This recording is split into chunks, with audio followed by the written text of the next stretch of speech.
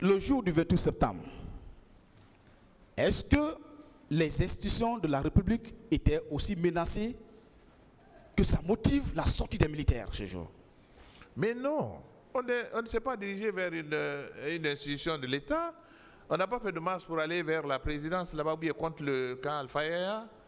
On a décidé de faire un meeting. Ce n'est pas une marche comme on le fait souvent maintenant ici. Marcher du nord au sud. On n'avait pas décidé ça.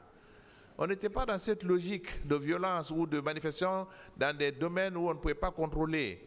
On a décidé de faire dans un stade fermé. On avait cette logique. Donc, on n'était pas là. Aucune institution n'était menacée. Voilà. Et c'est la raison pour laquelle nous nous sommes étonnés. Pourquoi a-t-on envoyé des soldats armés contre des citoyens qui se réunissent dans un endroit précis, un enclos fermé, pour les massacrer? C'est la question que je me pose. Bien. Pourquoi? Je suis vraiment d'accord avec vous. Aucune institution n'était menacée. Absolument pas. Mais lorsque vous avez vu ces militaires au stade, quelle est l'impression que vous vous êtes faite? Mais c'est l'impression de la brutalité. C'est une brutalité. Et quand j'ai vu les militaires arriver, tirer, j'ai dit, mais ces gens, Sidi Amadi, ils sont devenus fous. Mais c'est la brutalité, c'est l'impression que j'ai eue. Que des militaires viennent trouver une foule qui n'attaque rien et qui est dans la joie et qu'on vient tirer sur eux, c'est de la folie. C'est l'impression que j'ai eue. Bien. Est-ce que vous vous rappelez au moins, à la veille du 28, l'état-major général a fait un communiqué demandant à tous les militaires de rester dans les casernes? Moi non, ça c'était adressé à l'armée. Moi je n'ai pas suivi ça. Vous n'avez pas entendu à la radio, à la télé? Non, le 27 septembre, nous on a passé la matinée en réunion au siège. Et nous-mêmes l'après-midi, on a contacté nos gens pour préparer la réunion. Mais c'est tout, moi je n'ai pas entendu. Mais ça c'est une disposition interne. S'ils l'ont fait, c'est bien. Mais ça n'a pas été respecté. Parce que si on a maintenu le reste de l'armée dans les casernes, mais la garde présidentielle est allée massacrer les gens. Bien. Si cette décision a été prise et le chef état-major général a été entendu, il a déclaré cela. Est-ce que ces militaires qui sont rendus au stade n'avaient pas un agenda caché contre soit le pouvoir en place ou contre vous, les manifestants? Non, je ne peux pas vous dire exactement ce que cela pouvait être. Pour nous, c'est la garde présidentielle qui est venue, qu'on a vue, et il n'était pas seul, puisque la gendarmerie même a participé au massacre et la police. Donc c'est la responsabilité que la Cour situera, pas moi.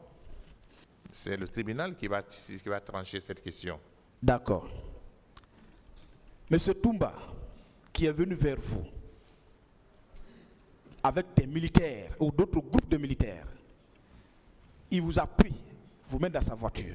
Est-ce qu'il est reparti avec ses militaires ou ces militaires étaient restés au stade? Nous, on n'est même pas parti avec les militaires de Toumba à la clinique. On est allé avec Toumba à la clinique et à la gendarmerie. On n'a pas vu de militaires avec lui. On est parti dans sa voiture, c'est lui qui conduisait. On n'a pas vu ces militaires. Il n'était pas avec des militaires en partant. Dès lors qu'on est sorti du stade, il nous a pris seuls d'ailleurs. Parce que les autres militaires qui étaient là, et jusqu'à l'espérance, c'est eux qui nous continuaient à nous bastonner. Mais lui, il était seul. Il nous a pris, on était seuls dans sa voiture avec lui, sauf le monsieur qui était là, il y avait quelqu'un devant. Mais il n'avait pas de militaire avec lui. C'est nous qui étions avec lui. Bien. À cela, est-ce que cela ne vous a pas donné une impression? Comment se fait-il, quelqu'un qui est venu avec un groupe de militaires repart seul en laissant les autres derrière? Cela ne vous a pas donné une idée? Non, franchement, je vais vous dire une chose, c'est que le 28 septembre, lorsque tous ces actes se sont produits, nous nous sommes dit, mais c'est Toumba que nous avons vu rentrer, qu'on venait pour venir nous assassiner ou bien nous arrêter. Parce que quand on a vu Toumba, qui voyait Toumba, vous le savez, tout le monde le sait. Vous avez entendu même des militaires s'effrayer ici. Toumba, c'était la terreur. On voyait Toumba derrière le capitaine Moussa Dadis, avec son air toujours féroce. Et bien, ce Toumba nous a étonnés. Et nous nous sommes dit, mais ce monsieur est venu pour nous arrêter. C'est ce qu'on a cru. Et même quand il nous sortait du stade, on n'était pas sûr d'ailleurs qu'il était venu pour nous prendre pour le stade, pour nous sauver. On pensait qu'il nous a pris au stade pour aller nous mettre en prison au camp Alpha Yaya. Et c'est quand il a fait le contraire de ce que nous croyons que nous avons dit après, quand même il nous a sauvés. Et c'est ça ce que je dirais. Mais je ne sais pas pourquoi Toumba est venu au stade. Je l'ai dit hier.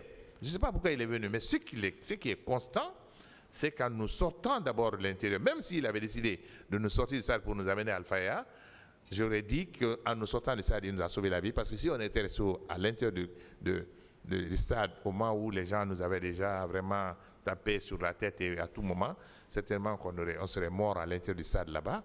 Et donc, vraiment, le jugement de tout le reste là appartient au tribunal. Bien. J'ai donné des faits et des faits constants. Monsieur Fall, on va continuer. Mettons-nous dans cette logique selon laquelle M. Toumba vous a sauvé. Mais curieusement, comment M. Toumba n'a sauvé que certains leaders? Pourquoi il n'a pas sauvé un des militants? Est-ce que un de vos militants ou un militant d'un autre parti politique a déclaré là que M. Toumba l'a sauvé également?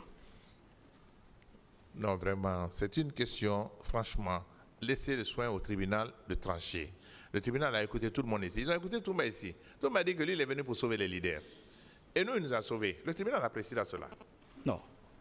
La vie d'un leader n'est pas supérieure à celle d'un militant. Mais pas du tout. Est-ce qu'un de vos militants vous a rapporté, qu'il ne reste que dans vos QG, que j'ai été sauvé par M. Toumba? C'est là la question. Non, mais pas du tout. Par contre, une de mes militantes m'a dit qu'elle a subi des sévices, beaucoup de sévices là-bas. Elle m'a dit qu'au moment où c'est une dame, au moment où elle était en embarras, qu'elle a vu Kebro passer. Et Kebro a dit laissez là. Et ça, j'ai entendu ça.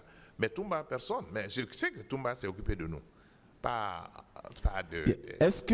des militants, je ne sais pas. Est-ce que les victimes que vous avez enregistrées, une de ces victimes est un leader d'un parti politique?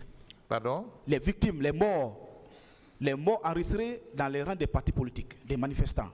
Est-ce que un d'entre eux est leader d'un parti politique? Non, les leaders n'étaient pas dans la foule où on a tiré sur les gens. Nous étions à la tribune. Et le fait qu'on n'ait pas bougé, c'est ce qui nous a sauvé la vie. Mais pendant les tirs, quand il y a eu la panique, si on était descendu en courant comme les autres, certainement qu'on aurait eu des leaders morts. Ça, c'est évident. Mais c'est parce qu'on n'a pas bougé. Et on a dit de ne pas bouger. On a compris cela. Parce qu'il y avait une telle panique. Les militaires ne cherchaient pas à tirer qui est leader. S'ils étaient venus uniquement pour dire nous tuer, ils allaient nous tuer.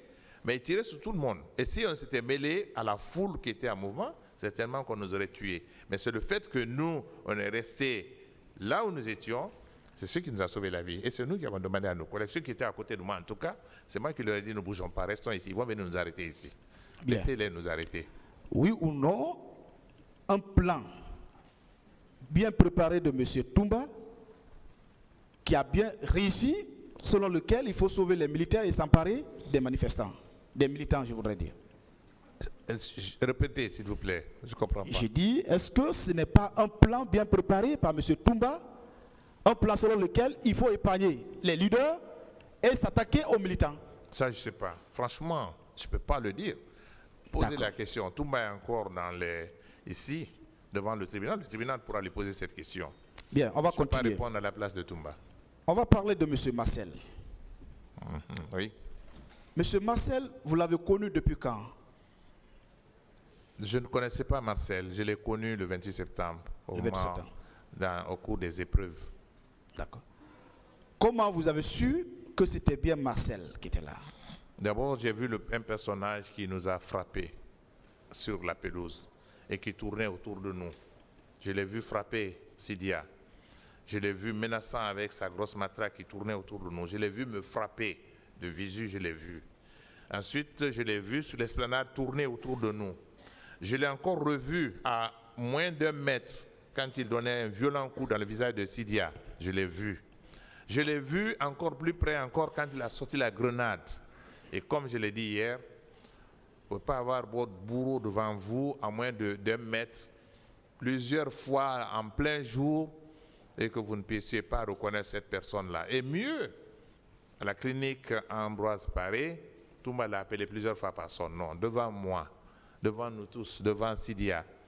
Il l'a appelé plusieurs fois par son nom et après, quand nous étions à la gendarmerie, on a longuement parlé et Jean-Marie disait, mais c'est Marcel, il est vraiment fou. Hein. Il allait faire sauter la clinique avec sa grenade. Jean-Marie nous a dit ça, il dit, mais Marcel, c'est extraordinaire. Comment Marcel pouvait prendre une grenade pour faire exploser la clinique? Donc c'est comme ça que je le connais. Je ne le connaissais pas avant. Bon.